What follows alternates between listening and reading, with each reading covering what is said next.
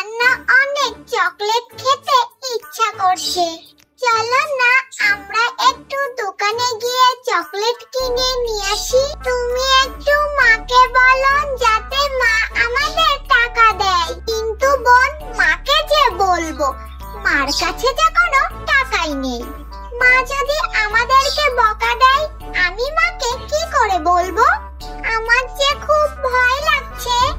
ও আচ্ছা, তুমি তাহলে মাকে বলতে ভয় পাচ্ছো?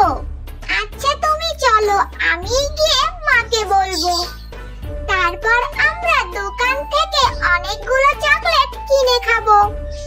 মা, ও মা, আমাদেরকে তুমি টাকা দাও না, আমরা দোকানে গিয়ে চকলেট কিনে নিয়ে আসবো। আমাদের না অনেক চকলেট খেতে ইচ্ছা করছে। আমার সোনা মা, দাও না আমাদেরকে টাকা। সব সময় শুধু চকলেট কেনার বাহানা খুঁজিস। এত টাকা কোথায় পাবো আমি? বল তো দেখি। কালকেও তো টাকা নিয়ে অনেকগুলো চকলেট খেলি। আমার কাছে এত টাকা নেই।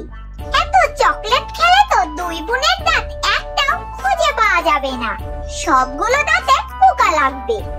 ও মামা, তুমি আমাদের ভালো মা। দাও না আমাদের দুই বোন কিছু টাকা, 10 টাকা 10 টাকা 20 টাকা দাও, তাহলেই হয়ে যাবে। আমরা দুই বোন মাত্র দুটো চকলেট খাবো। আজকের পর আর কখনো তোমার কাছে আমরা কোনো টাকা চাইবো না। হয়েছে, দুই বোন তো খুবই ইমপ্রেস করা শিখে গেছি, তাই না? আমার কাছে 50 টাকাই আছে।